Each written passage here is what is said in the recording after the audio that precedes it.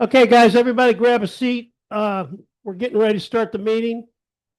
Once again, we got another fantastic program today. Russell Gifford is going to be doing how to weather and rust buildings. Russell, we're looking forward to your clinic. Oh, you're not going to do it. Okay, you're retiring. I also want to take this opportunity, although Steve's not here, to thank him for his clinic last month. The model railroads and all the different scales he showed was really fantastic. And he had wonderful photographs and quite spectacular layouts. So Steve, I don't know if you're listening or if you're going to see the video. Thank you again. Also, I want to thank Texas Western for letting us meet here. And David Crumpton, do you have any announcements or anything like that? First of all, thank you for, is this on? Is this on? Yes, it is. Thank you for coming out today. We appreciate you being here for the Division I meeting. Is there anybody here for the first time besides you? You've been here before, but you just don't remember it, Trapper. Yeah. Thank you, everybody, for coming. Be sure and take a tour around the layout, look at all the new stuff that has been added and done. Of great importance, next Saturday from 10 to 4 is our garage sale. We have this twice a year. Please tell your friends, please come. We have a ton of inventory. We've got more inventory this year than we've ever had. We can't stop people from donating to us. We have accumulated so much. So we've got some really cool stuff. We've got some brand new KD cars in the box that we're selling at a real good price. We've got a lot of things that were graciously donated by Lori Paletti. So if you know her and remember Leo, they had some really good stuff. So they've got a lot of things that we're going to set out that she's donated. So please come. Looking forward to it next weekend, Saturday from 10 to 4. Thank you, Dick. Thank you, David. Question. Yes. KD cars, are they KD cars or KD railroad cars? No, KD, KADEE. Correct. Yeah, brand new in the plastic box. Normally those things go for about $40 to $50, and we're selling them for $30. Oh, that's Heck a of bargain. deal. Heck of a deal. Okay, do we have any other new members or guests? I know we have a couple of special guests that I want to introduce right now. First is Steve Gracke is here. Steve, can you stand up and say hello to everybody? Or at least turn around, raise your hand and say hello to everybody. He's wearing that University of Iowa shirt. Welcome, Steve. Good to see you. And then Bill Brown, he only shows up about every 3 months, is also here. Hey, Bill. Okay, so then let's, Steve Riccardi, or Greg Riccardi was supposed to be here too with Mackie, but I don't see Mackie has shown up yet either. He'll probably be about 10 minutes late. Let's go on to the new members, or the members that are joining us on Zoom.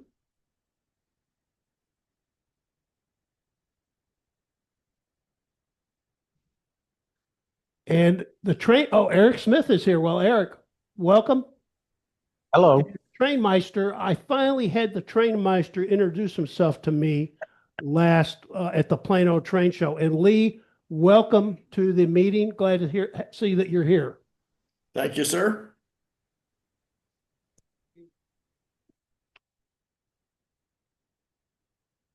Okay, so let's move on to Ryan is not here again today. He's taken his wife's got a little thing he's going to. He hasn't skipped town, I can assure you of that. Let me go through the balances again. Our opening balance in our checkbook was $6,055.28. We spent $1,506 over the month. We had income of $527, and we still have the CD balance earning about 4.25% interest, and that thing's is at $23,173.94. Yeah, Trapper.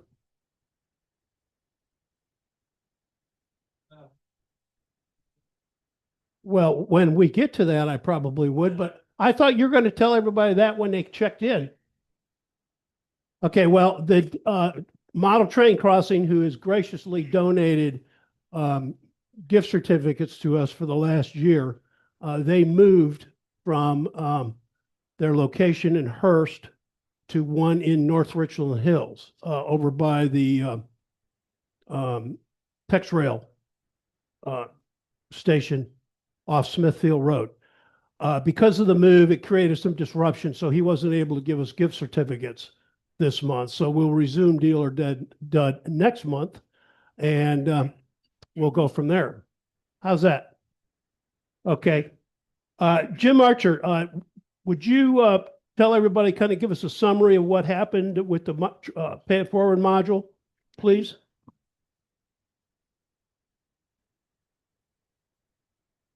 Yeah, we sold $257 worth of tickets, which is really good. And Jorge Moreno from Euless won it. So now we just have to sneak over there one of these days, sometime in the next month or so, and help him set it up. But it was a good success. And hopefully we don't have to do it again for a while, at least not the way it was. Well, if we're going to do it again in the future, it's going to be a little simpler process than what we made it out to be. So. Okay. And a couple of outstanding people that helped with the Pay It Forward module. I mean, Tom Peppers was very helpful. And I want to give some recognition to Mal Noonan, who was the barker selling tickets on Sunday. And he sold so many tickets to that Pay It Forward module. Thank you, Mel. We also had a big crowd at the booth for the Junior Railroad Academy. And so, Deb, you want to give a rundown on that or a summary of that?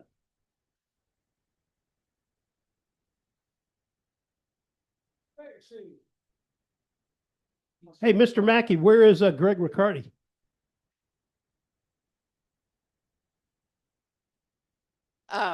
So the Junior Railroad Academy, the little layout that my husband built, Russell built, he did a wonderful job making it very compact and easy to travel with. And so I think that's something we had kind of in the works that might progress into the Pay It Forward being a little easier.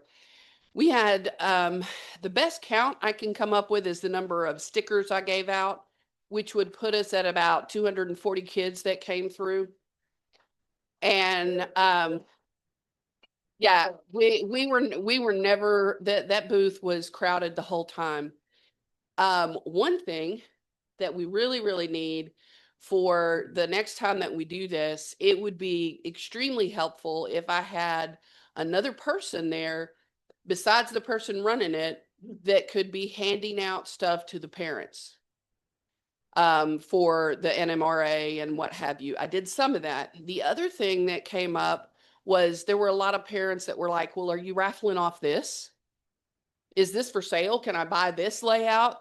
The one that we were using for the Junior Railroad, because it's so compact, you can put it in a suitcase. It's, you know, they were all about that, and they really wanted to know if we had some kind of online program that would teach kids about the railroad and you know, model railroading and railroad operation in general. So that's a real area where we could expand. That has a lot of potential for growth. What? Oh, and Mike was the best at dealing with the kids. I have never seen anything like that. He had them, Mike, forgive me, I forget his last name.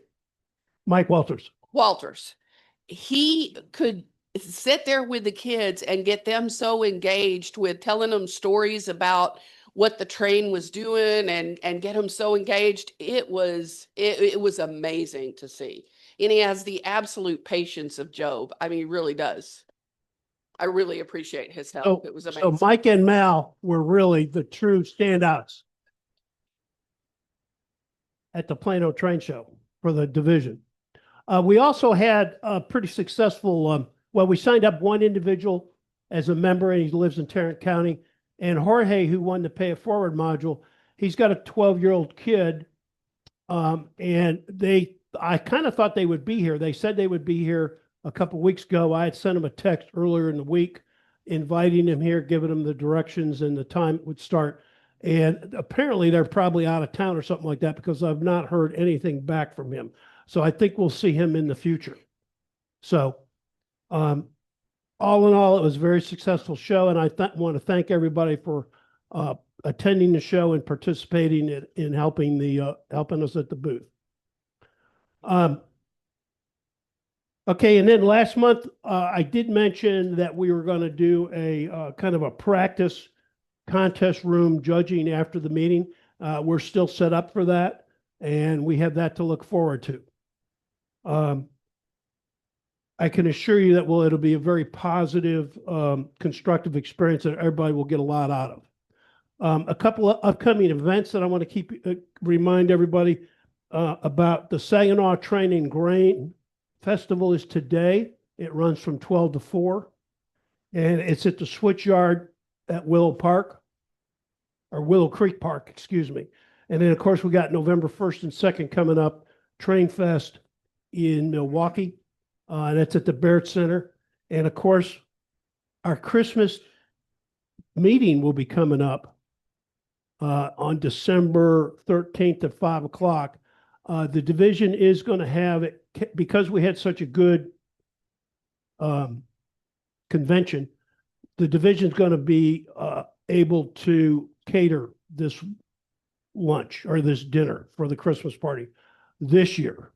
So keep that in mind. Because of what we're going to have it catered, we're going to have to need a very strict, or not a strict, but accurate count of the number of heads that'll be there, and more details on that will come as we go further. Okay. So just one question. I saw Mackie show up here a little while ago. Hey, are you attending the meeting? I know. I was going to introduce Greg. I was wondering where he was. Yes, I'm attending the meeting. Okay. And your guest is Greg Riccardi. It is. Hi, Greg. From- Welcome. From Schenectady, New York. He just arrived off the airplane this morning. He's down here for 5 days, and tomorrow we're having an op session at the house, and Greg is going to be finishing out 10 hours worth of dispatching all in one day. So yeah. So we've got a bunch of BNSF employees coming over, and we're going to be operating over on the layout. So welcome, Greg. Greg, thanks for attending the meeting.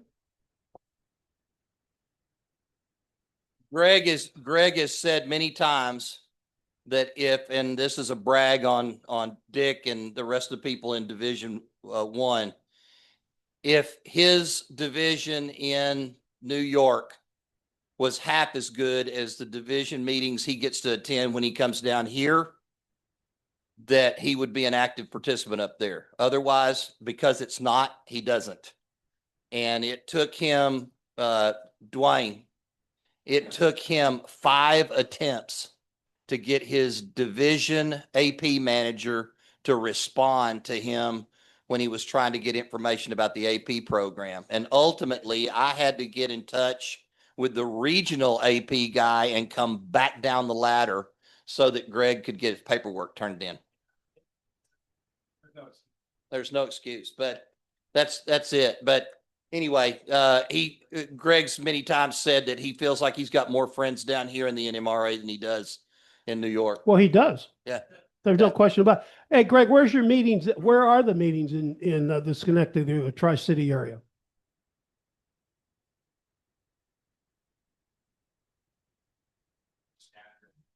I get a letter, post about it, but for me, a lot of times on Friday nights, I can't go anyway because I'm working. I've offered, I actually said, you made a point of doing video when you have a special guest. Greg, do video for a special guest. How about use the mic, please?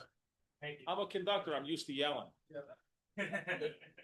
I've made a point of saying, if you can make a video when you have a special guest, why not do a, video for a meeting on occasion? So someone like myself who can't make them can, watch. And that went on deaf ears. I've also suggested like making takes at meetings, and that's gone on deaf ears. So I'm not part of the clique, so it doesn't matter. Okay, well, welcome, Greg. Yeah, thanks. Thanks for attending. Oh, no problem. I enjoy coming down. And it Okay. seems like when I come down, I always end up at a meeting. Okay, Dwayne, how about some AP announcements? Oh. Hey, Mr. Mackey, we want to join us up front?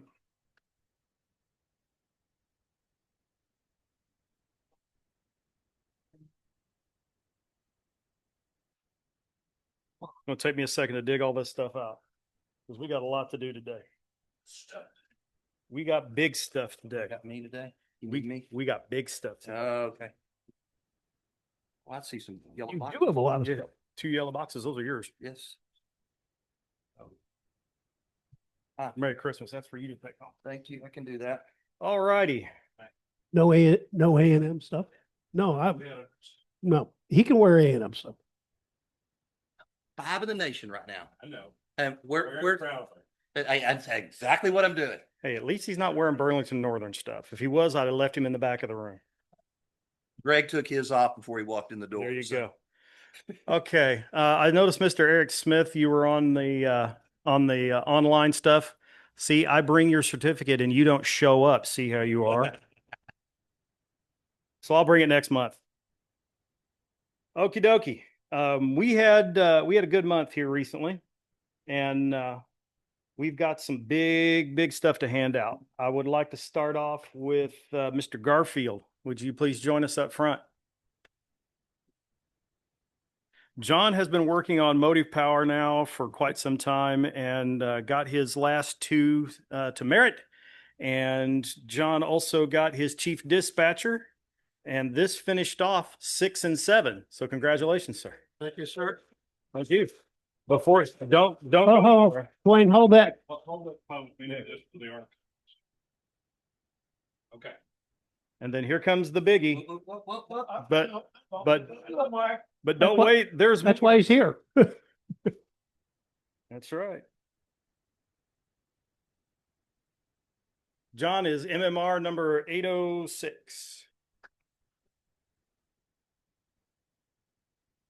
All right. There you go, sir. Congratulations. Yeah, congrats, man. There's the big paper certificate that goes with your MMR, and there's your bubble wrap if you want it. Okay. You want Good the job, you want- John. Way to go, John. It is a rare day that you get to give one of those out. It really is. And it's always good when you get to give them to your friends. It's always a good thing too. It's even rarer still to give out 2 in the same day. Mr. Cowles, will you please join us up front?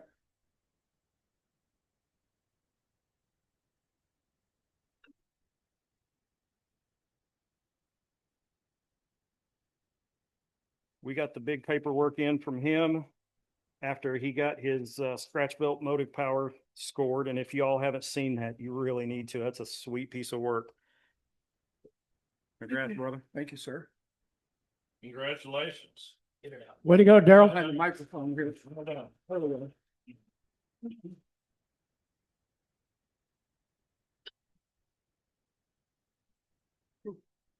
Thank you, sir. Congrats, man. Thank you. Thank you. Congrats. Well done, Daryl. And Thank you. there's the biggie.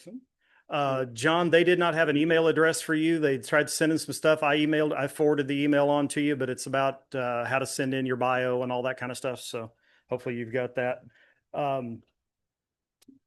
This is I don't want to say it's the end of the journey. Both of these guys have got their Magic 7 in, but as Mr. Packer will tell you, there's 11 of those, and he's got them all. Mike and I are both working on our last ones. I know Daryl's still working on some others. So just because you hit 7 doesn't mean you have to stop. The whole point of the achievement program is to build one, learn from it, get it evaluated, learn from your mistakes, build another one, make it better, get that one evaluated, learn from your mistakes, build the next one. That's the whole point of this program. Jim will tell you, I'll tell you, Mike will tell you. David will tell you, we're all guarantee you we are better modelers once we got done with it than we were when we started because of all the things we learned along the way. If you really want to get better at your craft, get involved in the achievement program. I'm here to answer any questions you've got. Don't have to wait for a meeting to catch me. If you got questions, I'll be around. Mike's your divisional AP guy. I'm the regional guy. Either one of us can answer your questions. You can get a hold of Mike pretty much anytime. My number's on the LSR website. And you can get a hold of me just about any evening you want to give me a call and we can talk about it. I'm more than happy to. If you started on your MMR and you're part of the way down the path, give me a call and let's talk about your plan to get you to MMR, because I want to make sure you know all the ins and outs and maybe where you might want to look at working on stuff next. So we've done a pretty good job. Mike's been over here bending arms and as Al Booz used to like to say, send Guido by your house with a ball bat and break some kneecaps to get something done. I've been threatening to call the studios over at Las Colinas and see if I can get Nagel's prop from Walking Dead and come in with a ball bat with a bunch of barbed wire and nails through it.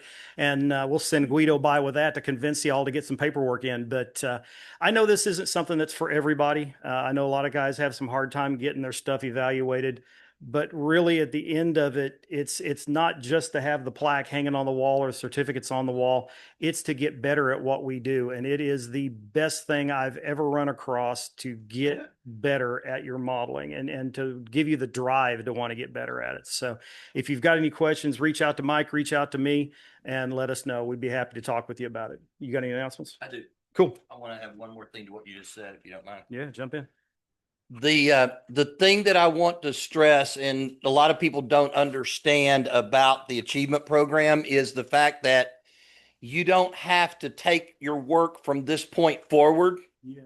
If you have worked on things in the past, even when you were a kid, okay, and you want to submit that as part of something. If you scratch built a bridge back when you were 14, okay, you can show that as your scratch built structure.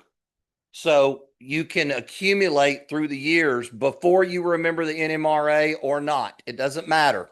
So take an account to your entire inventory of what you've done as you've been a modeler and move forward with it. So If you built it in the crib, I'll take it. Yep. Yeah. So with Mr. Riccardi over here, okay, we found out that he didn't have any certificates, and now he's working on his fourth a month ago because of the stuff that he's starting to accumulate and things that he's shown me and things that we've been able to get done. So we're getting him moving along that path as well. For somebody that's not active in their division up there, they're fixing to have another MMR in a few more months. So that's a good thing. Anyway, you got any questions for me? You know, I got something to say about you. I want to thank Mike for all the encouragement that he's given to all the division members. A lot of us need a kick in the backside occasionally. That's what we're calling encouragement. Yeah. Encouragement. Yes, we're in mixed company, you know, and it's being put on the internet. But all the encouragement he's given us to get our MMRs. So thank you, Mike. And Dwayne, thank you for all your support for the division or for the division in the region. Thank you very much. My pleasure. Hey, one last real quick thing. I did reach out to Mark Lachey about trying to get some attendance numbers about the Plano Train Show. They don't have it quite ready for public consumption, but suffice to say, we had a very, very good fall show. And Mark wanted me to pass along a thanks to the Giffords for the junior engineering program. That was a huge hit. So thank you from the council. So just some comments on the show, and these are all kind of unofficial. They had 1,800 paid attendance on Saturday, and I was there Saturday and Sunday, and I would say there was at least another 700 on Sunday. So it was a pretty strong show. We'll hear more details on it next week at the North Texas Council show, but it was a very good show. The division, once again, the division had a lot of people, a lot of activity at our booth. And we were fortunate enough to sign up at least one member. Jorge and his son will be the second, and there could be a third too after that. So we just gotta, hope they show up and we'll get them signed up. But again, thanks for everybody for participating in the booth and in the show. Question and answer period. Now's the time to bring up problems that you're having on your layout. Any questions you might have. You got a room full of experts here who may have the correct answer for you. So anybody got issues going on with their layout they need help with? I don't see. Okay, Brian, go ahead. All right, so I'm getting ready to do static grass. Like I mentioned last time, I'm doing new stuff on this little thing I'm doing. And for adding layers of static grass, is it just white glue diluted that you just spray down? Is that pretty much it? No. Okay. Yeah, use the static grass glue. Okay. Okay, the reason is the static grass glue is slower to skim over than white glue is. White glue tries to start drying right away. Static grass glue does not do that, and it's very tacky. So if you use static grass glue, spread it out, and it will hold, and it won't go skim over on you, which means it quits grabbing this grass. And then once that dries completely, you can come in and I use just a spray adhesive, not like 3M or something like that. And I will lightly dust the top of that if you want it taller, and put your next layer on. So you do one layer first with the static grass glue, and then you add successive layers. You want that first layer to dry completely standing up, because if you try to put another one on it right away, it'll lay that first layer down. Ask me how we know that. But anyway. No, it's been a while since the convention when I did the clinic, or attended the clinic with. Suggestion, I've never seen it in print, but I've experienced it. And we do a lot better on days that are. Hey, Harold, could you use a microphone?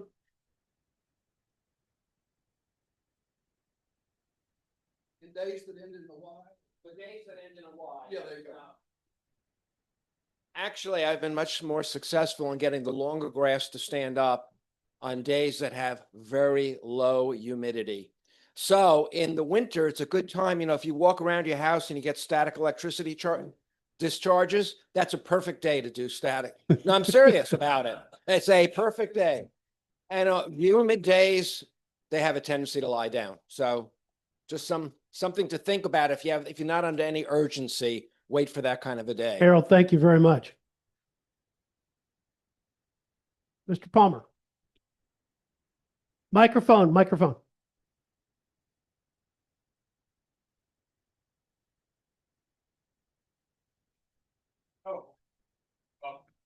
Okay, for everyone who didn't hear that, Jeff Palmer is the clinician who did the static grass clinic. He's the resident expert. Thank you, Jeff. Any other questions? Mr. Peppers, excuse me.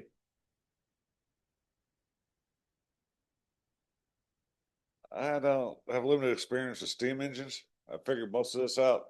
Can anyone tell me how you pop the nose of it off to change the light bulb?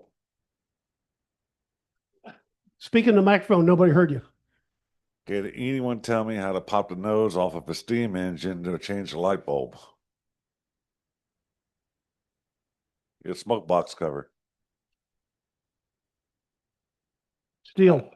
I have no idea. Okay. Most of the smoke box fronts are pressed in, and you can take a sharp knife between the smoke box and the smoke box front and pop it off. Yeah. Yep. Get you a X-Acto 11 and just pop it in there like that. Work from the bottom so that when you scar it, it won't show up. So, but screw it up, see. Right. Good tip. Good tip. Anything else? Yes. So I'm looking a little bit more for an opinion than help, but I'm in the design phase of my layout in scale. So really more for y'all in scalers out there. Are y'all using Code 80 or Code 55 track? And if it is Code 55, what brand are y'all using? Not a lot of in scalers. Okay. All right, cool. Thank you. Okay, anything else? Jerry? I've got one. I'm looking for some parts from Front Range on their drives, the old type drive, not the new one, but the old one, the one they got in trouble with from Atlas. They copied Atlas and Atlas found out about it and he said if it didn't quit, he was going to send some help from New Jersey. So Mr. Becker had to quit. But I need some drives for the old Front Range frames. So if anybody's got any or know where I can get some, let me know. Hey, Jerry, you might want to try our groups IO thing and maybe spread that out to everybody in the division. Just a thought. A similar question to popping the smoke box. I needed to take the body off the frame of what was a Fox Valley and now a Scale diesel. And when I tried to do it, there's absolutely no play in the body where the tabs are, as opposed to, popping off an Athearn or whatever it is pretty easily. No play at all. I was afraid I was going to crack it. So I stopped. I'd really love to be able to get to the guts of the locomotive, actually 2 locomotives. If anyone has any suggestions, drop it.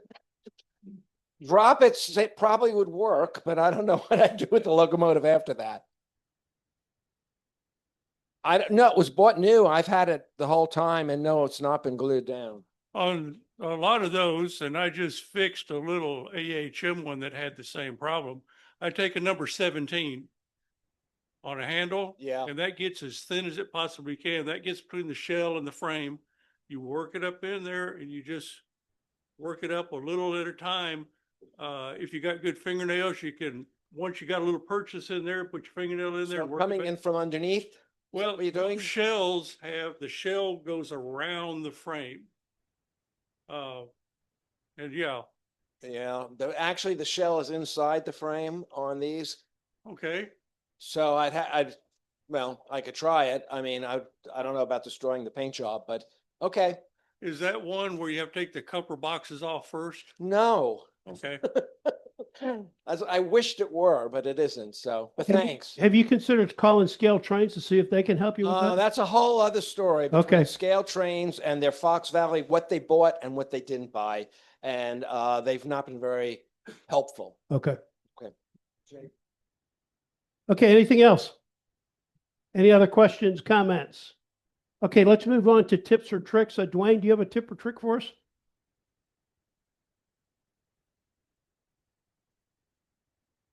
Okay. Dave, why don't you let's get Dwayne, since I asked him first. Okay. Sorry about that. I was back in the back. One of the things that we wanted to talk about from a layout planning perspective is kind of order of operation.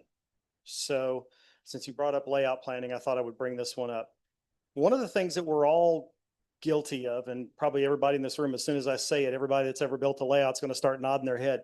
We get all excited about getting things up and running and we start building bench work, and then we come back and start thinking about our lighting and then start figuring out how to do a backdrop. And that means you're leaning over your bench work, putting in backdrops, and it means you're climbing up over whatever layout you have in place to put lighting in. Really, as far as anything with modeling, and especially if you start thinking about trying to get faster at building models, it's all about order of operations. So you really, from a layout planning perspective, be thinking about where it's going to be, what kind of lighting you need, and get that installed first. Then figure out what your track plan is going to look like in the room so you know what your bench work is going to look like, and then put your backdrop on the wall next. then build the bench work, because it is a lot easier to walk up to the wall and hang or paint a backdrop up there than it is to lean over a couple of feet worth of bench work. And none of us are getting any younger. I hate to break any illusions there that anybody might have, but it gets harder and harder to lean over all that bench work. So put your backdrops up first. So believe it or not, yes. And I'm about to demonstrate it in Garland, Texas, hopefully sometime in the coming months. Right now, my training room is literally floor to ceiling, wall to wall boxes right now. I finally got all the model railroad stuff out of my wood shop, which is a great move for that. Sucks to be in the training room right now. So, Okay, Dwayne, thank you very but much. yeah. David.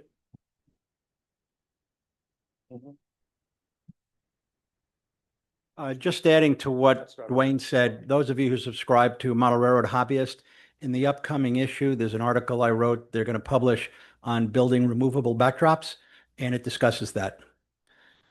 So for what it's worth. Is that the little camera? Yeah. All right. Unless you're deliberately building a dilapidated structure that's supposed to lean, you have to have right angles on building sides, et cetera, et cetera, et cetera. And even if you've got the proper clamps, like Kaufman clamps, sometimes it just doesn't come out 90 degrees and then your building's cockeyed. What I do is this on? A red camera day. Red camera. What am I missing? There you are. Oh, anybody who's got grandkids has Legos. And I just glue a Lego. I just glue a Lego on the piece I'm adding on either side on the main piece, and voila, Legos are perfectly 90 degrees, and now you've got a 90-degree joint. You can have it on the side, you can have it in the middle, etc. So, like I say, it's a great way to get rid of those little Lego pieces you kept stepping on at 2 a.m. when you go to the bathroom. Okay, that's it. Okay, thank you, David. Anybody else got a tip or trick? Daryl.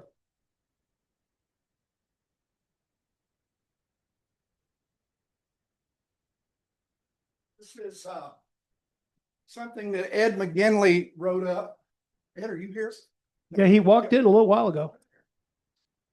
And I used back in the logging area. Let me just scoot this. Yeah. And I'm sure you appreciate. Ed wrote this up. I printed them off up here.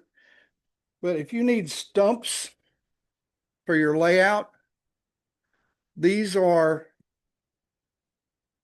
styrofoam. It took me about an hour to punch these out and paint these. It's very quick to do. They end up being very realistic. I don't know if you can get a picture of that, David. You hold that sideways so we could. Hang on. There we go. Yeah, there you go. That's a good job. And they're very easy to do. You take I use a 1/2-inch piece of blue styrofoam. I've got two, if I get into the Ziploc bag, I've got 2 different dowel sizes, but you can use 3, you can use more than that. If you'll get something steady, you'll need to support it. And you now have a stump base. Really complex. Okay. I take these then, and sometimes they'll come out with more edge on them than you really want, but most of the time it's a really good base to a tree. I'll take a stiff wire brush and go around it a couple of times. I'll take a X-Acto knife and I'll do the undercut, and then I'll do the other cut so that they have the proper look, like they've been cut with a chainsaw out in the woods. I painted these all dark gray first, dark gray primer, hit them with a little light, medium brown spray paint, both rattle cans. And then I sat down with just acrylics and Vallejos and painted the grain and everything in them. But they're really easy to do. They're way cheaper than buying castings for your for a whole bunch of when you need a lot of stumps. So these are, but this is what your little sheet looks like when they get through popping off. Yes. Yeah, just a wooden dowel. Yeah. Yeah, just wooden die. This is the larger one. This is a smaller one. Yeah, or bolts. Yeah, anything round. And it doesn't hurt after a while to have a small hammer. Oh, down here? Okay. Like that. Yeah. There you go. Can you get it? Yeah. And they just look like that. But it's a super easy way of. Go ahead and do one. Do another one? No, the cost is really low on these, so let me do a small one. And I think you want to use acrylic rattle can paints too. Yeah, I just had primer. But once you do that, there's your stump. But Ed is the one that had this, gave me this with the deals. I guess you did this as a clinic in 22 at Plano. Yeah, at Plano. But that's why the logging area back there can afford to have about 400 stumps in it. Literally. So anyway. Yes. An article for a bulletin on that. Yeah. Cool. Eventually it can come out. Excellent. Good job. And thank you. Saved me a lot of money. Yes, sir, Mike. Because couldn't you also use that if you're building this new wire around that another and I just focus at the punk area. Just a little hole in the middle for your tree. Yeah, if you used a smaller dowel so that gave you a smaller base, then you could stick a tree out and then add that into your twisted wire tree, whatever. Sure, I don't know why not. Yes, you can. Cool. All right. Hey, Daryl, thank you very much. And Dwayne, I talked with Mark at the show. These are for you. Okay, anybody else got one? Mr. Pearson.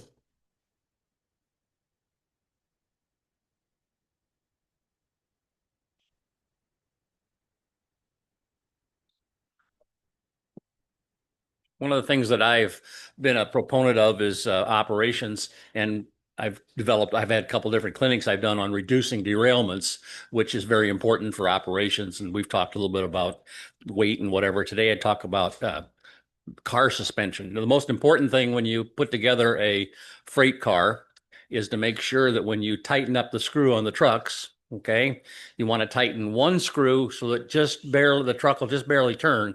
That keeps the car from wobbling. And then the other truck can be loosey-goosey because that's the one, you want to have move around. So you're building a 3-point suspension. However, every once in a while, you'll have a car that doesn't want to cooperate. And the guy who runs the company called Proto 87 etched these cute little ribbed washers that you can use between the car body bolster and the truck so that you can create just a little bit of offset. So one truck can rotate this way, and then you put the other one on, it'll rotate front to back. So these cute little things here are etched out, and they've got a little tiny rib on them. They don't affect the coupler height significantly.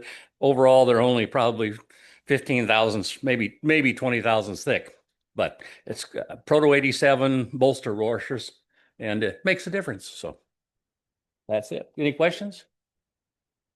Thank you, Tom. Yep. Okay, show and tell. Who's got show and tell stuff? Okay, Daryl, David, why don't you go first since your stuff's on the table. All right, this kit is a fine scale miniatures kit that I bought a couple of years ago at the Plano show, and I finally got around to building it. I had a super good time building this. This is supposed to be an abandoned, dilapidated building out of the fine scale miniatures kit. That's what it's supposed to be. So that's what I wanted to have on my layout, was something that looked like it was abandoned and dilapidated. So you can see all around it, there's every angle has got something really, really cool to see. And I'm going to put it back on the big table after I get through, so Russell, when he does his clinic, can have room. But this is Fine Scale Miniatures, Crocker Brothers Mill. Now, to go along with this kit, there is a coal bin, and this coal bin is a board-on-board construction, and each board was cut and weathered and chopped up before I installed it because I wanted it to look like it had been dilapidated, rotted, what have you. So this is a coal bin with used to have asphalt on the top, but it's been blown away and worn off. So that's the coal bin. This is a storage building. And if you'll take a good peek of what's inside, there's some junk. There's an old tractor and some piping out of the mill that's gives it a cool look. And then on the top, that is corrugated paper from Northeastern Lumber, the place where you get all your HO scale lumber. They also have this corrugated paper. So after I primed that paper with gray spray paint, just cheapy spray paint, and weathered it with different colors of rust, I thought, well, that looks okay, but I want it to look more weathered and more torn up. So being paper, I got the idea, well, just poke holes in it, get some tweezers and peel it up in places where you want it to look like the tin has been blown and peeled up. So that's how I got that look on the top. So this was a lot of fun to do. I'm a kit junkie. I'm to the point now where I filled up my layout with structures. So now it's probably going to be looking for the structures that I don't like and replacing them with something that I do like. So anyway, a little funny additive to this, about 4 weeks ago, I was working on this at the kitchen table, and my sister-in-law came up, and she was having a lot of fun with my wife, her sister, and she came over and looked at what I was doing, and she said, well, you would think with all the money it costs to buy one of those kits that they would have given you all the parts.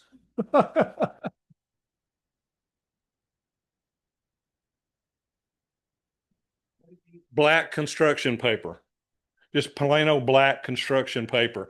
Jason Jensen is terrific as a modeler. If you can find him on YouTube, whatever you want to look for doing rust, different kinds of weathering, Jason Jensen is my inspiration and the learning that I've gotten over the years.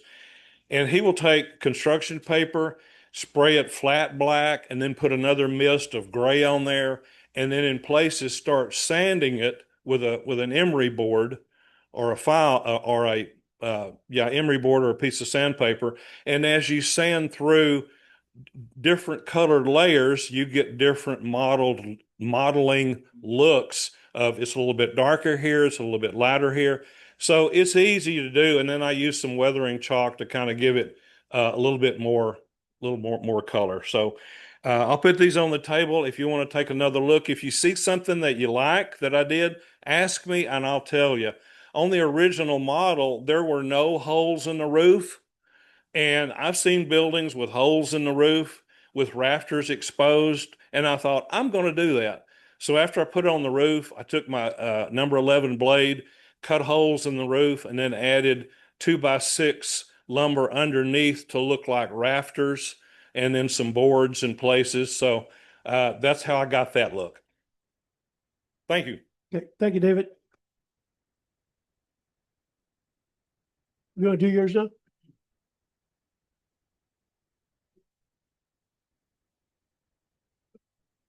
So I'm the nut who brought in the NN3 dual gauge track a couple months ago.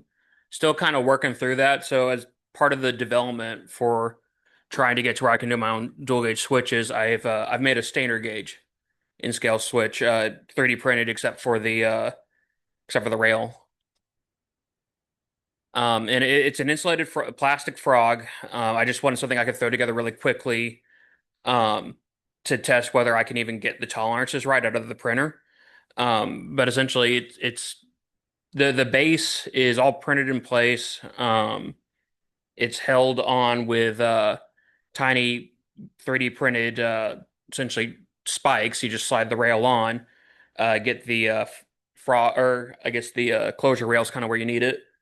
And and then solder the throw bar in. This one's broken. It stopped clicking, so that's why it's here. I don't want to have plastic frogs on my layout whenever I eventually get to it, so I've been also making solder jigs for soldering the frog together. It's a 2-part 3D printed jig where you can kind of lay the rail in like you need it. You can also drop it if you want to.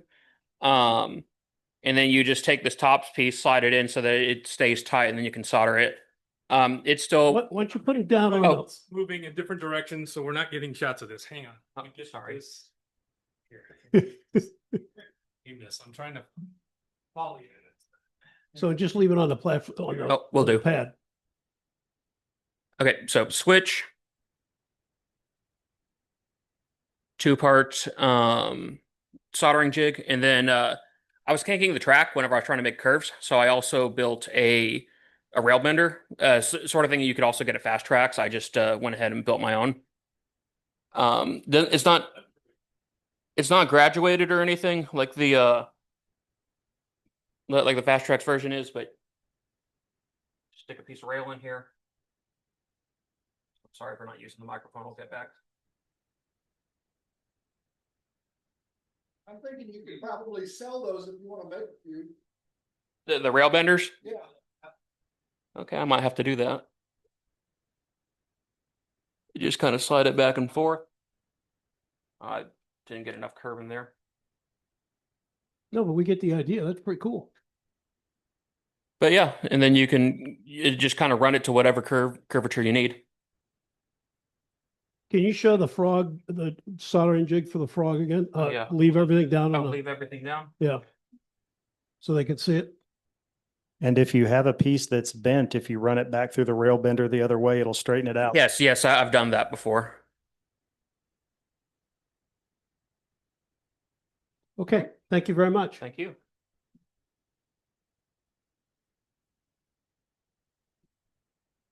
Any other items for show and tell? Stu?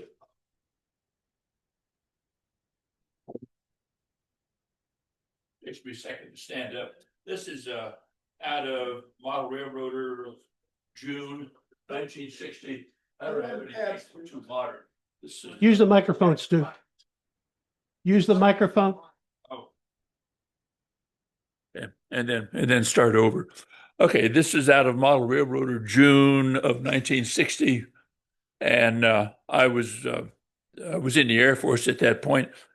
And they said, well, let's do something for the train. So we built this.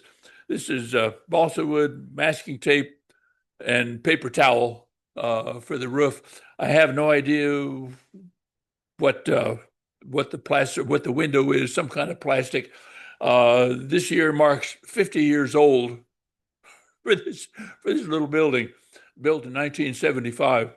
So anyway, that's about it. It says Union Pacific pull-by inspection point.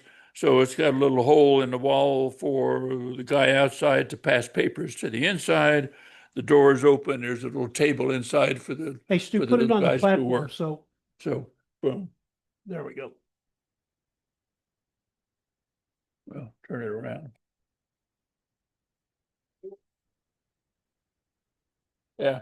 So anyway, this is a 50-cent model from the way back days. So nothing fancy about it. Well, 50-cent model, it's held up well for 50 years. Yeah. This was built in Michigan and saw service in Michigan and Colorado and California, Washington State, Alaska, Alabama, Kansas, and now we're in Texas. So it's been around. One of the really great things about model railroading is it's all things like this that you can wrap up until you build stuff like your little building. You can wrap it up and put it in a box and it ships. Model airplanes, you got propellers and antennas and wheels, and this is cool. All right. Okay. Thank you very much. Thank you, Stu. Okay, anything else? Okay, so let's take, it's about 5 minutes to 11, so let's pick up again at 5 after 11 for our clinic for today. So thank you all very much.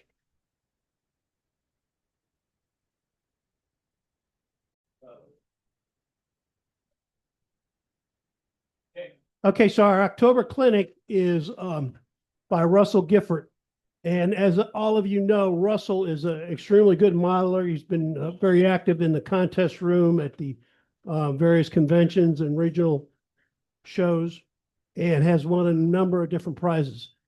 He does a great job of weathering buildings, creating rust on bridges, things like that. So he's going to demonstrate his techniques for us today. Russell, it's all yours. Thank you. First off, I'm going to show a couple of different ways, a couple of things. I'm going to show you signs, how to do rusty signs, how to do corrugated metal. And on the corrugated metal, I'm going to show you just straight rusted corrugated metal, and then metal that has Still got a meeting going on back there, Dave. metal that's been painted and rusted, and explain the layers. Hey, we had a couple meetings going on in the back of the room. If we'd like to have Can you hear me Russell, okay? have everybody All right. hear Russell's clinic. So please focus your attention up here. Thank you very much. Now they Thank you, Dave. explain layers, how it's done. I mean, rust is multiple layers of material, some heavier, some thinner. It's not a hard process. It's really don't take that long to do it. But it does take practice. So I always tell everybody, if you're going to start trying to rust stuff out, just get any old piece of anything and just start to get after it. All right. I'm going to use, I got a couple examples here. This is, if I can't move this over here, this particular model is a good example of rust that you see on a roof, okay, from your vent stacks and things like that. You'll have to excuse all the pigeon poop on here, but this is a contest model. But if you also notice too, the roof supports are rusted, and you'll see rust stains that actually will drip off the railings onto the roof right here. So you got to remember, rust it's fluid as well as it is solid. So there's staining, so you got to follow your staining across. You'll see that you're staining. Now, when you do staining on a roof, remember that water flows. So kind of get the pitch of the roof. This kind of pitches this way, that it kind of runs off. And the signage on this here, this is just printed off on Microsoft Word. And then I use the paints and stuff, but I'm going to show you all how to do signing. It's real simple. Just, just like I said, I did about 5 of these signs before I found one I liked. So there's no mistakes. As Bob Ross says, it's just happy little accidents on everything you do here. So don't be afraid to try something new and different. And one of the things I want to show you on rusting on this building, this is the kit that Dwayne, excuse me, gave us to build. I think so. Let's get judged today. But I'm going to show some example on rusty on how to do this stack for your wood burning stove. Don't forget your stacks always have to go all the way to the furnace. So that's part of the contest stuff. But your signage, like this Purina sign, I have not rusted this yet, but I have done some distress on it. And I've also too, I don't know if the camera will pick it up, but there's also tiny nail holes that will rust off of as well. It don't have to be a lot, but you just to show a little bit of it, because it's kind of underneath the eave, but there's still going to be some rust on it because this sign's going to be, 50 years old or whatever. And I've got signs on both sides. This one here I kind of worked on a little bit already. Not a lot, but some. And I use a lot of different brushes, a lot of different techniques to do this. So, sheet metal. This is the aluminum metal you get at the hardware store. The hardware store is a hobby shop. I've already primed this, and you'll see on it, there's a couple of the colors here. This is these 2 different colors here that I apply with a sponge to kind of give it the zinc galvanized look. Okay. So you want to start off with material that was brand new, let's say, for instance, because rust is a layer. So your bottom layer is brand new material. So you have to build off the top of that to get the look. Hey, Russell, show everybody the color. Yeah, what are the colors? The 2 colors you started with. Oh, these are the 2 colors. I don't know if the camera was picking these up or not. There they are right there. And what's the name of? This one right here is antique nickel. And this one here, I can't remember, is French caress. But any grays, to get two opposite darker, one lighter gray, make sure they're flat. But to get two opposing colors, darker than your primer. Primer's light. This is just an automotive primer I get because it sticks well to the metal. So about 3 colors of gray on your base panel gives you a pretty good zinc look. Found a color called gunmetal that gives you a galvanized. Oh. Yeah, gunmetal. Gunmetal. The one thing about the rust colors, like David said, you can get colors that they don't have to be these particular colors. These are the ones that I just bought. These are the ones that I use. Like my darker color here is asphaltium. You could use burnt umber. I think it's another color. It's really close to that. Or anything in the families of these colors will work real well. It's preference. Rust is, the cool thing about rust is that there's no one rust spot the same. And it depends on the climate it's in. It could be a lot of different, we're modeling like the stuff we do in South Dakota, it rusts different than it does Texas. It's a totally different climate up there. They got a lot more snow, a lot more wet than we do down here. And it's more of a, yeah, it's a lot different. And then you get out in the desert and stuff like that, we don't give it's totally different. So if you're doing a certain area, just do your research where it looks at and just kind of take it from there. So, let's get started. And we're going to start with the sheet metal first. Once again, I just use asphaltium to start off with. And a lot of this is just going to be sponging. And the paint right there. Sea sponges, best I found. You get these cheap. You got to pay $5 for a bag of them at Hobby Lobby. I just buy squared. I cut them to where I'm comfortable using them. Just take a razor knife. And I'll cut them down. And I'm kind of looking for texture on the bottoms of them. Give me a pretty good pattern. And I kind of like the way it looks like right here. So let's square that up a little bit. I don't like the way that looks.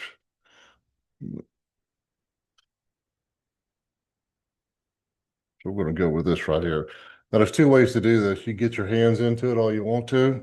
But one thing I've learned how to use is forceps.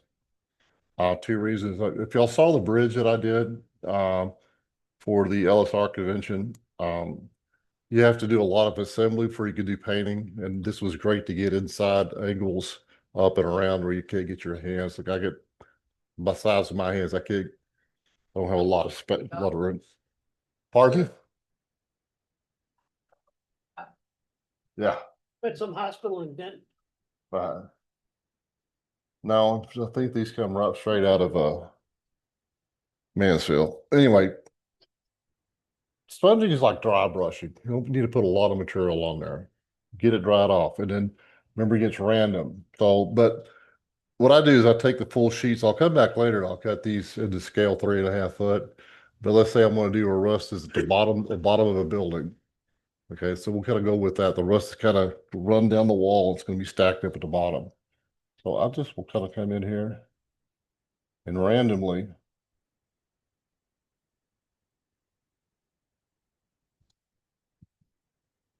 put my dark rust. Now rusting, I found out works best too. You go from dark to light.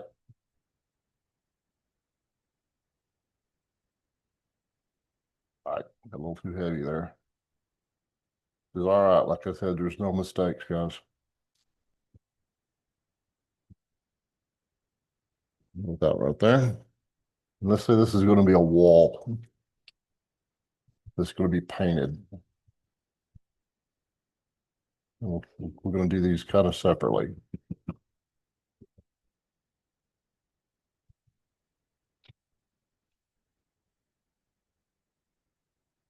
So you have your first color there. Now we're going to kind of bounce around a little bit here. The roof on this is going to be your wood burning stove stack. And they're always rusted, right? I mean, you know, no matter what. I got guide wires on here as well, so I'm gonna still take the sponge. I'm gonna kind of come in here and add in my dark rust everywhere. Like I said, there's no rush on any of this stuff when you're doing it. And remember, like I said, if you don't like something, the cool thing about rust is you can come back over and do it more. Now, the ridge line on this would be a galvanized roof cap, what I take when I make my roof caps, I buy a sheet aluminum, real thin gauge sheet aluminum, and break them and fold them into a ridge or flashings or whatever I want to do. So this is always going to be rusted right along the top. Get that in the camera shot or not, but once it gets kind of freelance, you know, no big hurry. And that kind of gives you where your starting line is going to be for your rust. Okay. Now signs, a little bit different. I'm going to come in with a fine small tip brush on signage. Okay. Move this out of the way. Just put my bottle down like this. Should have brought my light because I am blind. If I can see, I've got spots down here. I want to have some spots up here. Down here.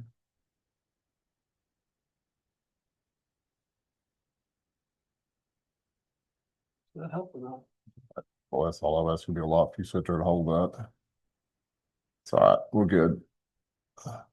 And then the rust sauce, we're just gonna be random. You know, like the guy shot it with a BB gun or got scratched or whatever. So you can just kind of come along and just put you some random specks here and there. Same thing here.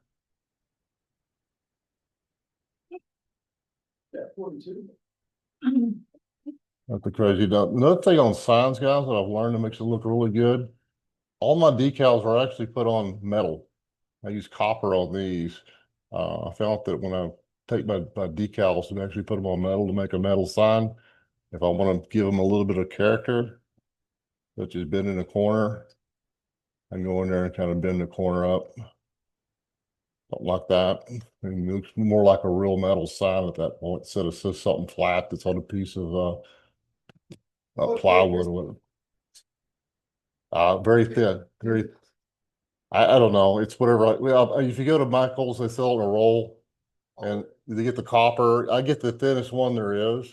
You go to either get it at Michael's or whatever. They make one aluminum and copper. The copper, for instance, if you can see in there well enough. Come back to me. Where you at? There it is, right there. See that wall right there? That's actually a piece of sheet copper that I annealed to make it look like it was hot, been hot from the wood burning stove. And then I put a piece of copper on the bottom to keep the embers from burning through the wood floor. So, but it's just copper, just cut out thread. I go to the kitchen, turn on the burner, heat it up, quench it, heat it up, quench it, and you can make it look pretty good that way. Anyway, the signs, anyway, let's go back to that. I get sidetracked real easily, guys. Now, this sign here is just painted. So this wouldn't get rusty. This would be a sign that was painted on there at one time. And then the egg one here. It's not the egg one. When they have a little bit of rust kind of coming down up through here. You'll have to forgive me. It's dark. No. Yes, Dwayne, it's dark.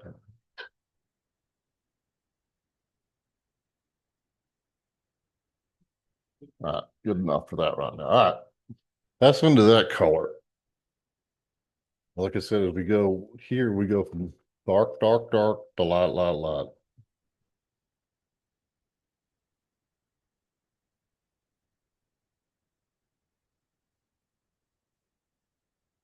And I got this from Dwayne, by the way. These are excellent for cleaning brushes. I don't know if he's got any of them left or not, but they work great. They're awesome. All right. Next step, we're going to go a little bit lighter. Okay. You're going to use the same sponge. I don't think we coffee colors, but the thing about when you're using the same sponge, it's kind of a graduation of color. It kind of blends the two together. It makes it look more natural, I guess, if you will. So we're going to go from that. Put Mr. Asphaltium back up. And this one here is a bark brown. It's not a lot lighter, but it's a little bit lighter. And I'll just put it right in the pile here.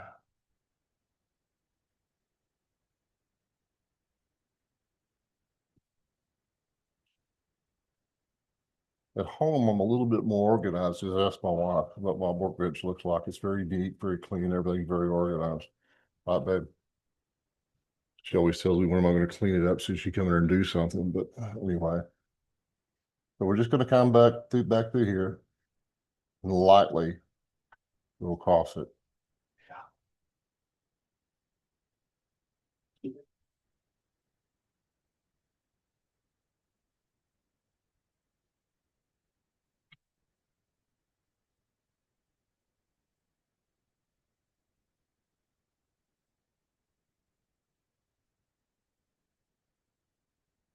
Now you kind of see how that kind of pulls color in already.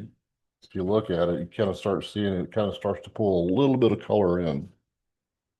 Same thing with this, going to come back in.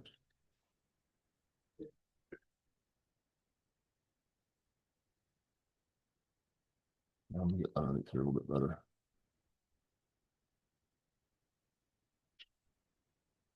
And I'll start pulling color downwards a little bit because it's running.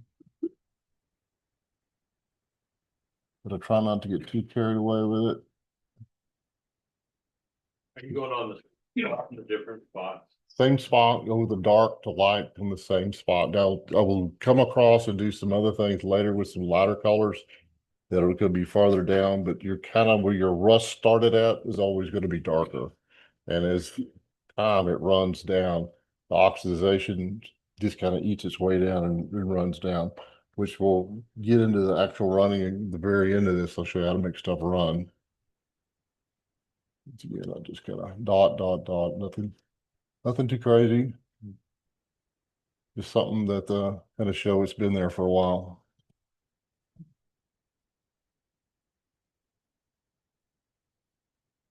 Next color. And we're going to go into this is going to be, what am I using here? Rusted pipe.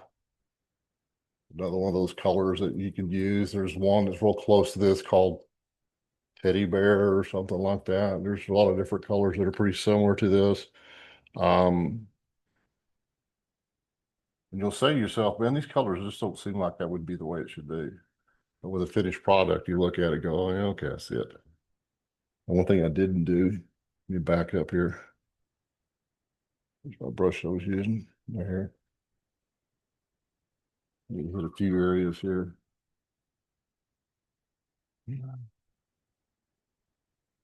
Now texture, you could do with a brush pretty good. Rust is not smooth, so you want to build texture in as you're doing this as well.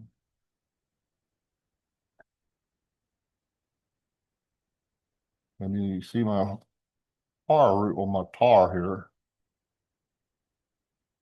You're always going to have rust coming down from the tar. They're just going to kind of melt into the pipe.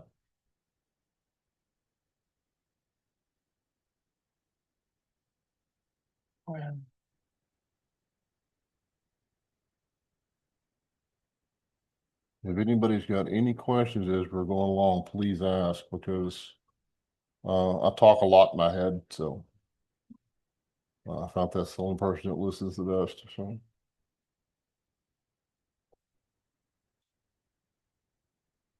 All right, that's that. Another product I brought with me too is this AK thinner. Okay. And we'll show you how I use that here in a little bit as well. It works real well with these hobby craft paints. It gets it a little bit thinner viscosity when I start doing some dragging. What's it called? It's just AK acrylic thinner. If you're gonna use airbrushing, it's real good with airbrushing too. Thick color.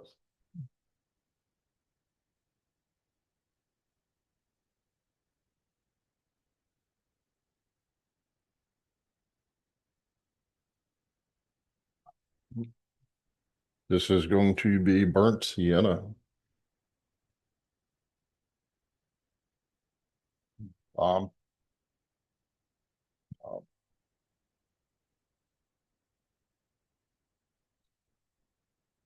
looking through here.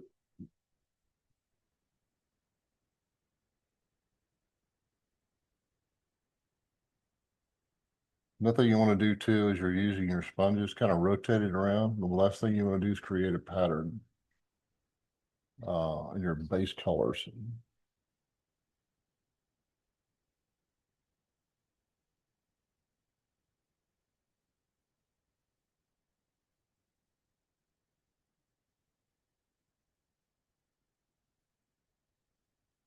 And your touch on this, you'll learn that don't go hard. One reason I like using the forceps, I kind of use the weight of the forceps to determine how much pressure I'm putting down. I kind of drop it. I kind of do this with it. And that way I don't put too much material down, because you can come back and add more, but it's hard to come back and remove.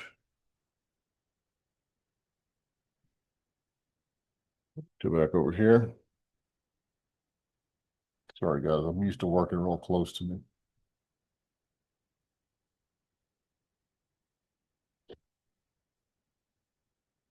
Once again, it's random. Very random.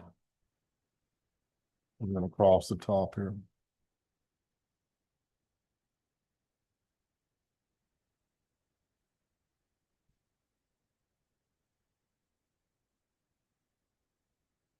And you saw I put some stuff on my shingles and you go, oh my God, he just screwed up. No, trust me, it'll be all right.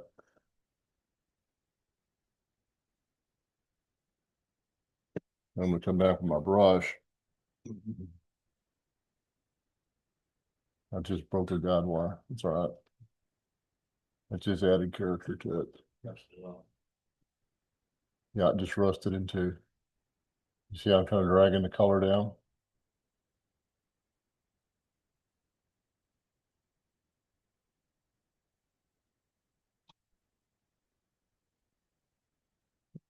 Reattach that at a later date. Now I'm pulling color down.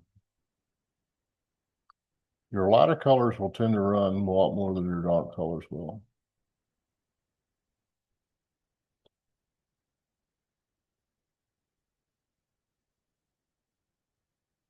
Just pop it back. I couldn't see a while ago.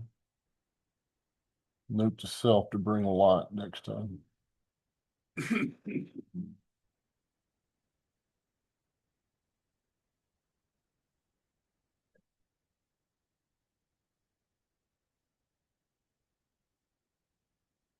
I'm trying to speed things along a little, guys, because I know sometimes this gets kind of arduous watching somebody do something, but I'm trying to cover a lot of stuff in a short period of time.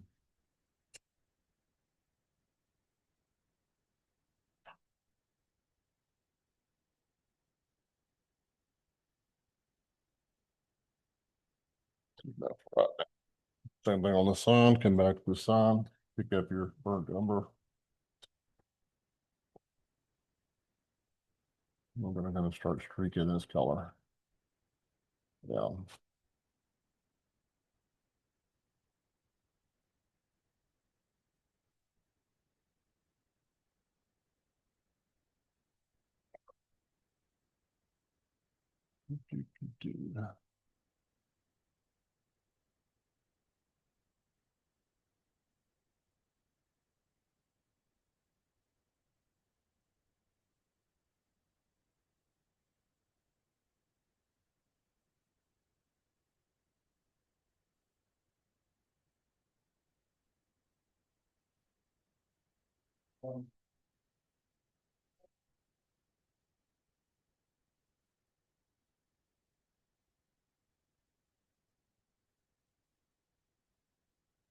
trying to make it subtle, but the smaller you work,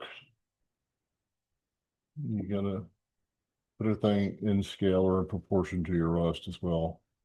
You get a little too carried away with it sometimes, and when I first started doing this, I got a mine that I did. It looks like it's just a big old rust pile because I didn't use my colors proportionately. But it turned out, but it's going to be redone when I get around to it. I got too many projects right now. Good thing is, if y'all know me, I am done with the cotton ball. Thank God. If you're gonna make it out to the fair this year, you can see some of my handiwork out there on the stadium. I've had a lot of people that have walked by it and didn't recognize the building. It looks pretty good. It aged me about 30 years, but other than that, it's great. All right. Now I'm going to skip over to something real quick here. This one panel I'm talking about doing paint. Say it's a painted panel. You know, painted 40 years ago. Now pick blue, you pick up whatever color you like. I just like using blue because it kind of stands out real good on the rust. This is what is this?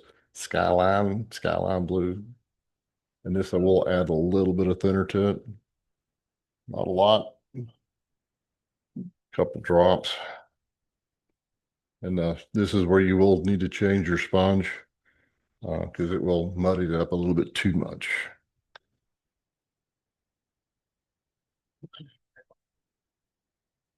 So Russell, what will that do? What will this do? This gives it depth because if you look at something that's been painted and rusted underneath it, the rust is not on top of the paint necessarily, it's behind the paint. That's what causes the peeling and the cracking is because it rusts behind it.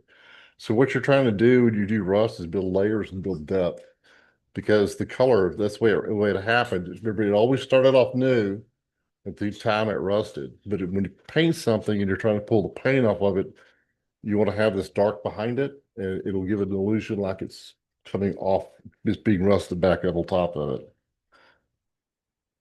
Real quick, who saw the bridge that I did for the convention? Anybody on? You see when I do the rivets and all that kind of stuff on it? That's extreme dry brushing. And this is the brush that I use for that. It is a beat up flat brush, okay? And it works great for when you're doing scrubbing. Just try to scrub in dark colors, pick up rivets and details. It is extremely dry. You put very little paint on it. The reason I'm showing is I'm fixing to use this to mix the paint up, but this is the brush I use to catch all my rivets and all my fine details, but it's very, very, very dry.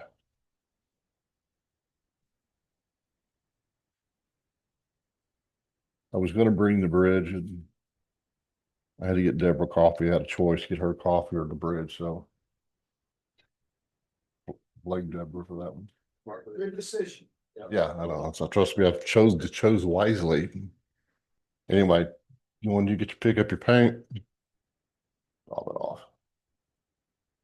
I'm gonna take this now and I'm gonna start putting my paint on. I'll say this, the paint's pretty good. Looks like it's pretty good at the top. But it's starting to fade and pop off. So if you're doing like, I forget who makes the buildings, you see them that are like the more modern manufacturing buildings are always blue with white trim. This would work good process for that.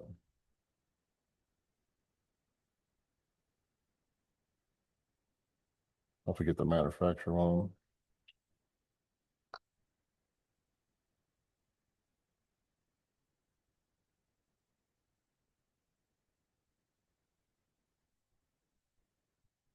Well, this will kind of get you there.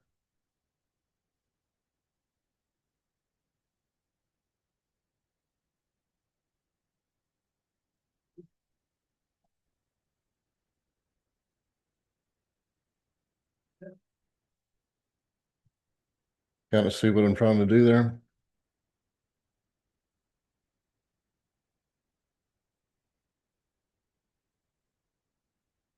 There's a lot of material on there for the dark. We're not done darking, putting rust on there, but this is kind of a between layer. Okay. Set that over to the side. Next color. This is raw sienna.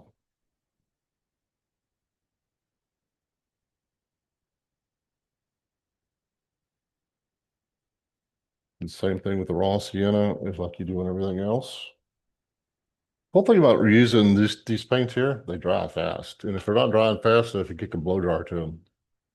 You know,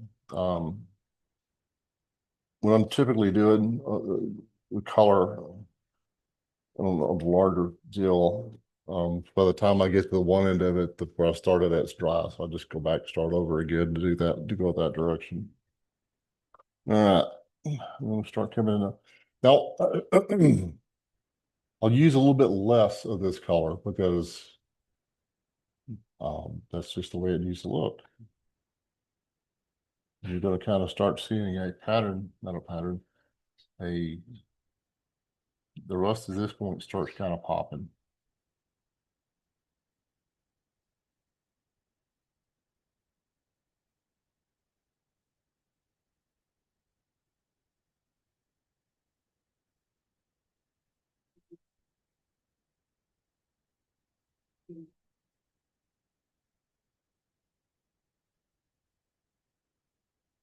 Is it staying in the shot now? I can't really tell.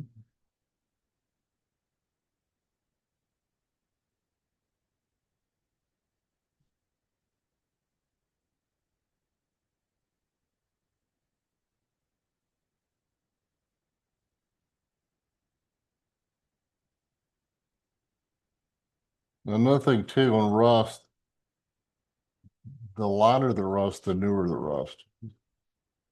Something that's dark has been there for a while. If you see the lighter rust, it's fresh rust, fresher rust. You kind of see how that's starting to pop up now on color.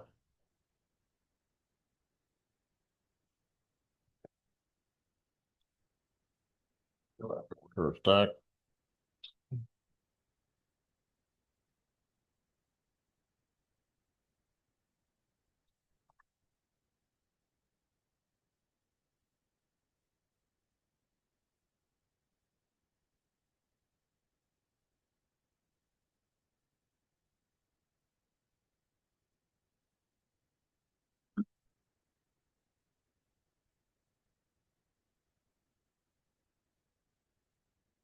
And your lighter colors will tend to run longer down the, around your pattern.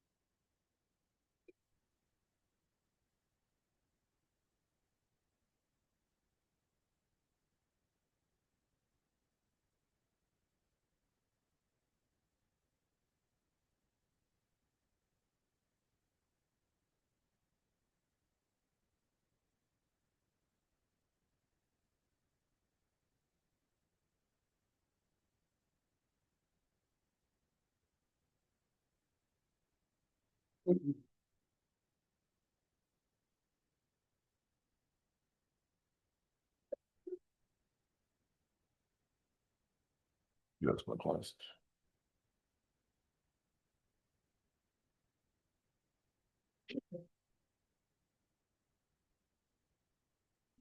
Right.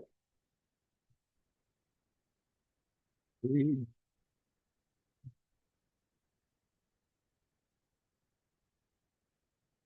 going to come back.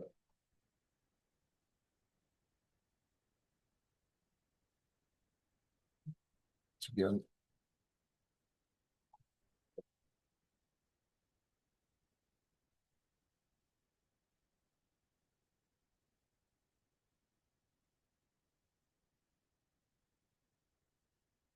What do I do with it? There it is.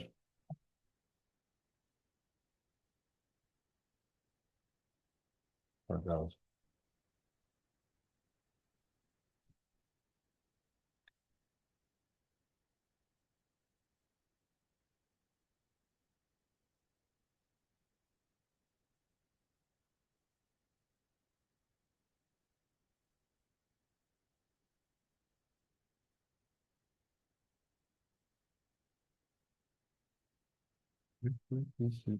Y'all are very quiet, man.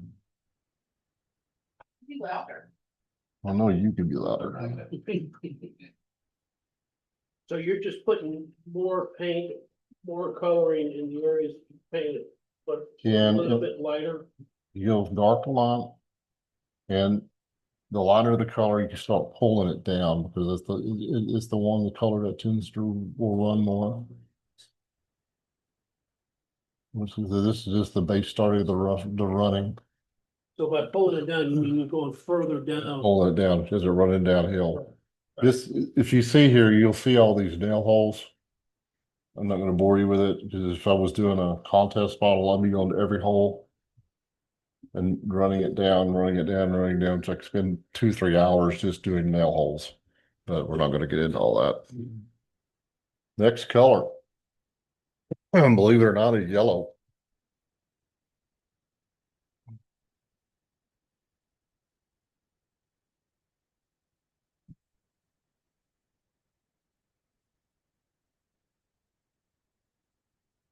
And this color, you don't use a lot of it. This is going to be like the very top surface rust.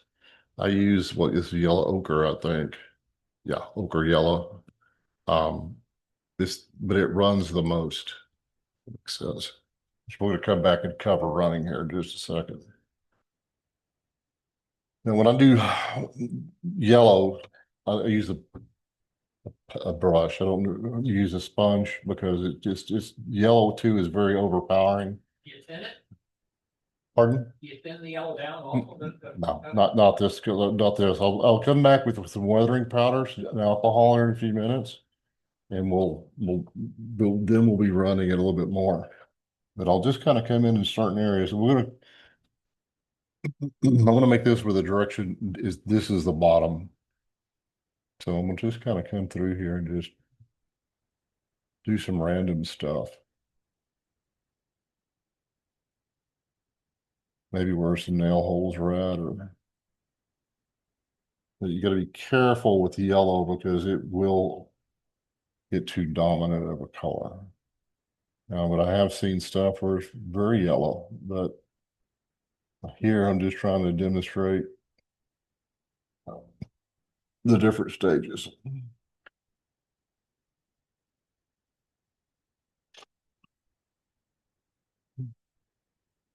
They have some accumulate across the bottom. I have a slideshow for this, but I thought it was kind of not very good. It did show a lot of different rusting from different parts of the country, from Colorado to South Dakota to West Texas, but something maybe wants me to do it again. I'll work on a little bit more. I have been kind of short on time, and the last couple of weeks I decided I wanted to pull all my teeth out. So yeah. I had implants put in a week ago Monday. No, listen. I'm going to highly recommend it. Everybody that I don't like, go get this done.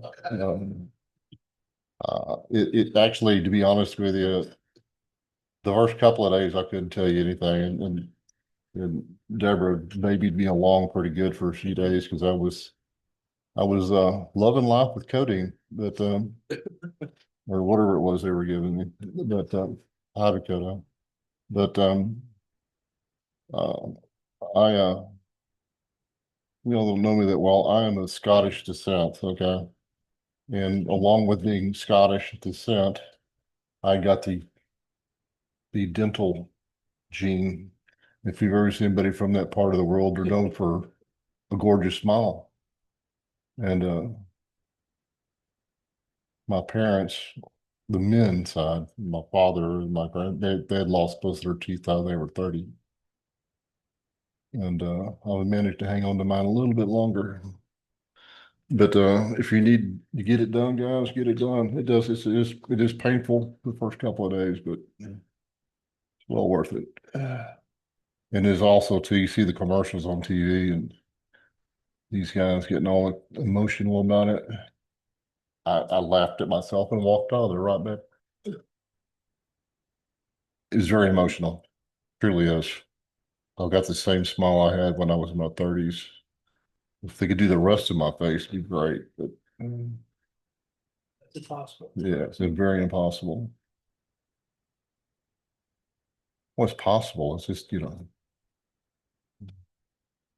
you're just kind of dry brushing that yellow on there. yeah, it's kind of a dry brush. It's not, like I said, don't get the yellow, just remember it will take away. It takes too much away from it. Because we're trying to build depth, and if you get too much yellow in there, it will tend to really take away from it. Are you trying to just stay a random pattern, or are you trying to focus on anything particular? Like, Well, if I got an area that's real like heavier out here, where it's going to be kind of running down the roof, I'd probably pull it down a little bit right there, like that. Which I'm going to show you that a little bit more with the powders. But just rust is random, it really is. Unless you see something that's, it's constantly been running down it. Boilers are pretty consistent, how they're rusted because of the heat. But it's just kind of a random thing, more important than anything else, because iron or steel, y'all know about the chemistry of that, just kind of, depends on how much portions you got metal, how much iron, how the ore is mixed up, how hard the steel is to how it rust. So you could have different grades of steel that rust differently. I mean, you take stainless steel. Some people say stainless steel don't rust. Yeah, it will rust. But it takes a lot more for it to rust than just plain old carbon steel. Bump, bump, bump.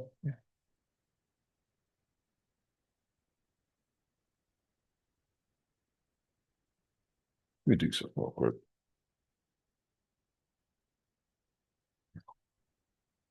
Sorry about that. Got the little yellow paint on there now.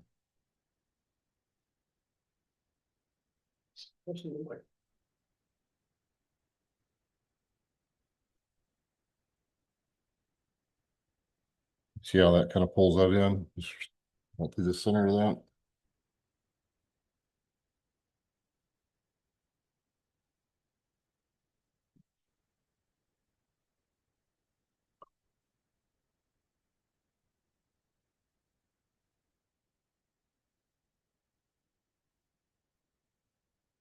But I don't want to get too crazy with this just yet. I'm going to show you something cool that I do that really will make it pop. Nothing too, and I was going to bring it, and I didn't bring it. Is when you're get done with this, dull coat it. It'll lock it in. So I think we're done with yellow. I think we're kind of done with that. All right, let's kind of set this to the side. Come back here with this.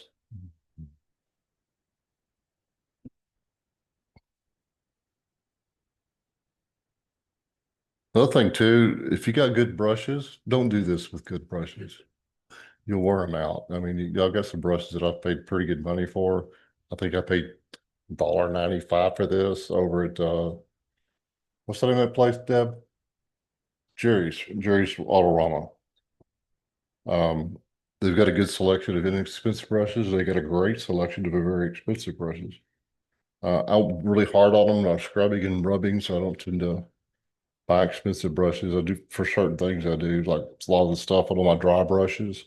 I use a really good high-end sable brush. It's real soft and it's easier for me to dry brush with. Then I load the brush up and work it down where I get very little paint on it.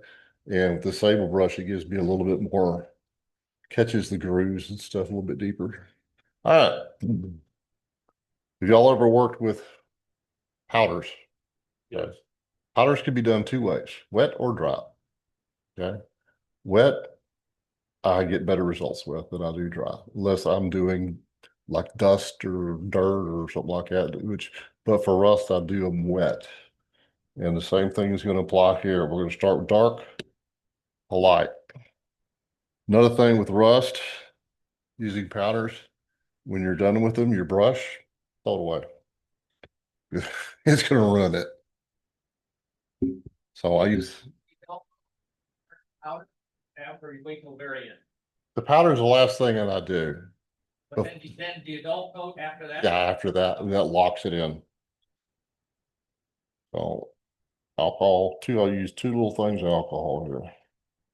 Well, three, it looks like today. And I take my powder. I use a brush. Now there's a couple of brushes I use. Most of you guys still probably don't get manicured nail art done.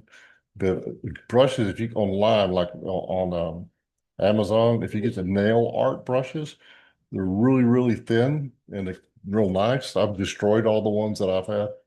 But these will work you on a long bristle brush like this to be able to load it up with the alcohol and the color. Okay. At this point now, we're going to start dragging and making runs. So take a little in your bill. I'll always put it on a tray to the side. Kind of like this right here.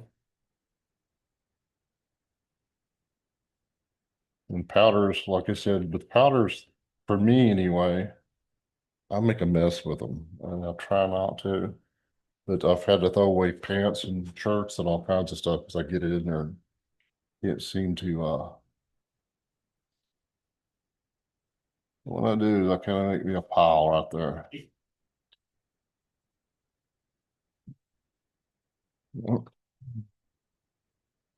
You're gonna have to excuse me. I gotta do this a certain way. When you're doing this, start at the bottom and come up to the top, because if you start at the top and work your way down, you're going to create a pile of a big circle of color you don't want. Because if you look at drips, they taper down like this. So if you try to start at the top, it's just going to look like this, the opposite. So come from the bottom up, and as you're coming up, pull your brush up, kind of an arc motion like this. You come up that way. Let me show you. Now, when I come out and do this, you pick a dirty spot here. I'll start just a little bit off. And I'll pull it up.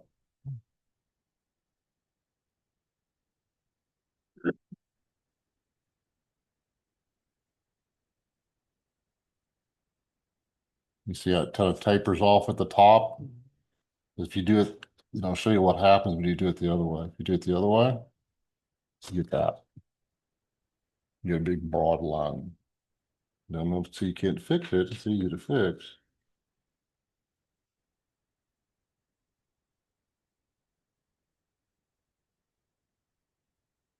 Back like that. Now, another thing that the powders will give you is texture. Okay, rust is not smooth, so it gives you texture. Just same thing here.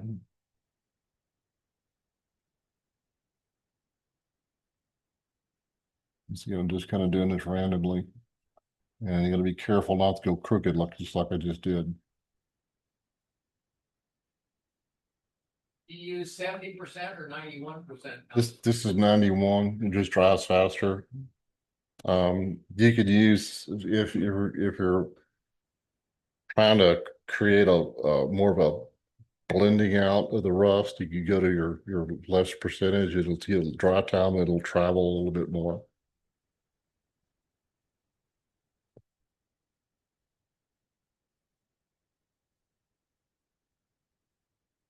I keep trying to work. Now this is where it gets a little tricky. It's hard for me to start at the bottom and go up here, but that's what I'm going to try to do. It's not going to work out well for me. Just got to be careful with it.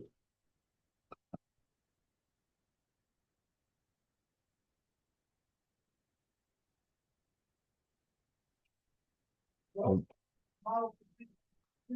yes. I don't remember when, but yeah. I'm actually doing it's a resin cast. It's an old Benchua or I can't think of the name of the company right now. It's like a resin casting. And the reason I picked it is because it looks very much like one of the blocks in Deadwood. And did the number 10 saloon. You know what the number 10 solution is? Y'all ever heard of that? For Wild Bill got shot. So I'm doing the number 10 saloon because using that kit because it looks very much like that block. I don't think it's where it was modeled after, but it looks very much like that part of Deadwood. And trying to figure out what glue works with that best has been a struggle, but I'm figuring it out. Next color.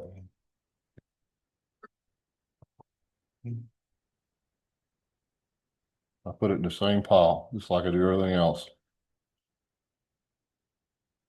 And this is an example why you get rid of the brushes. That's what happens to them. Alcohol and everything else just plays havoc on them. So pick it up, blend it over.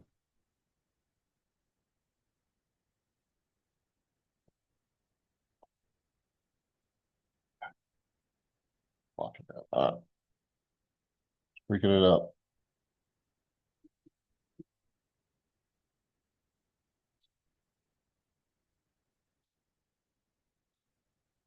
Thing here.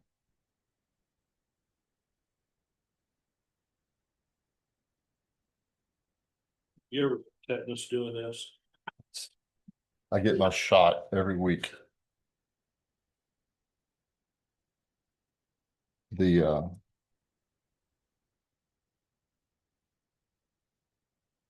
reason I got into Ross is that if you look around a lot of the old, I mean, just stuff is just everything's rusted, you know.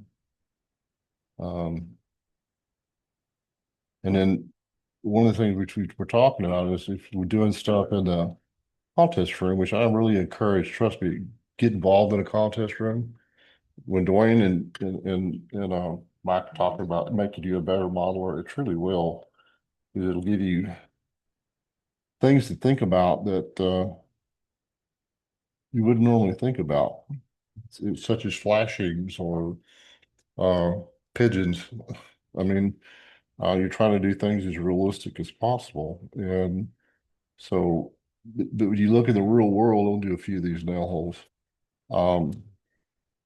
Everything's got rust on it. I walked out my backyard one day when I was doing samples for rusting, and I found everything from my barbecue pits to my gas meter to the hinges on my gates to all kinds of stuff to pull samples of rust. And everything's got rust on it.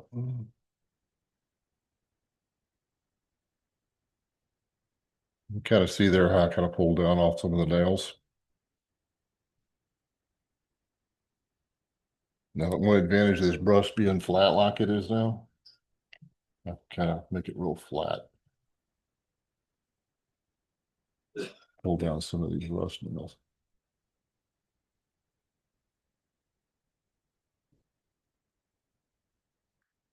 But don't be afraid to do this stuff, guys. Trust me, I've got more stuff that I've thrown in the trash bin. Because I forget who it was. I think it's Bob Ross. Actually, it's his talent. It's just a desire to want to keep practicing and keep practicing and keep practicing. The contest room will do that for you. Right. My first year of doing it, I learned did well, but I still learned a lot. Another thing too I learned too is don't assume that people understand what you're doing, like leaving out your scratch built page like I did.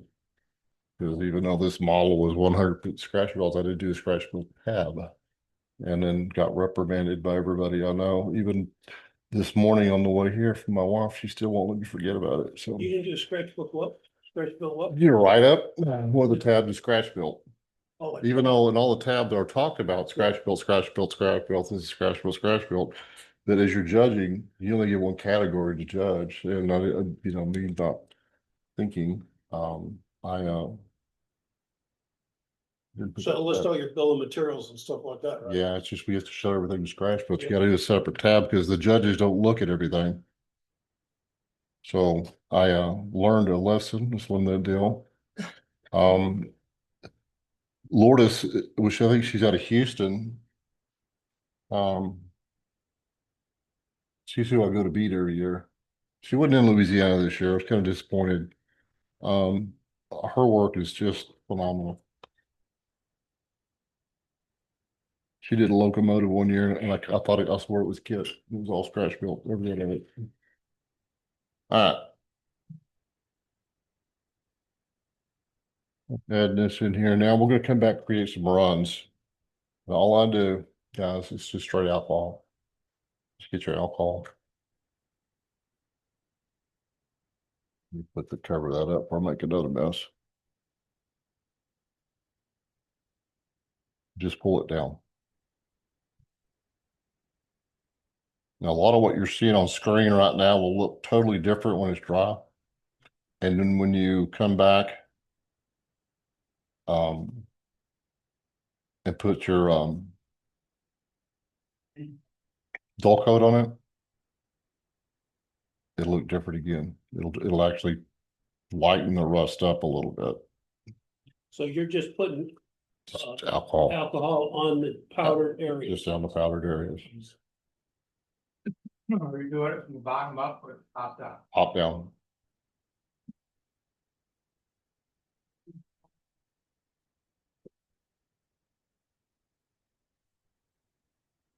Because it's what I put on is just a tiny bit of color in this. Here's where I just dumped it on there. So you see where I made that big mess right there a while ago? This is the cool part about using powders.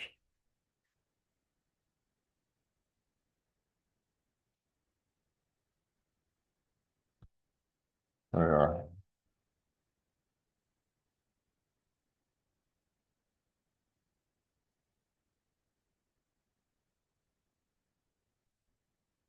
It's pretty much gone. So we'll come back. Now, if you see here, this looks really strong, the colors. But from this perspective, I'm looking at these, they look really, really strong. And we know the asphalt shingles is going to blend into these shingles a little bit more than just a straight line down them. So I'm going to take, let's get the alcohol. I'm just going to pull it down. And that'll blend it in across.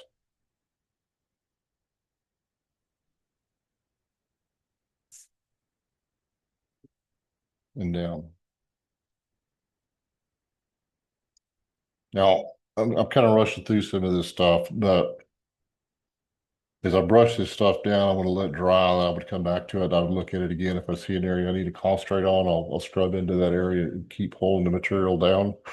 Because what I don't want it to look like is I took a Sharpie and did this. I want it to look like a very natural flow of how I interpret the rust flow.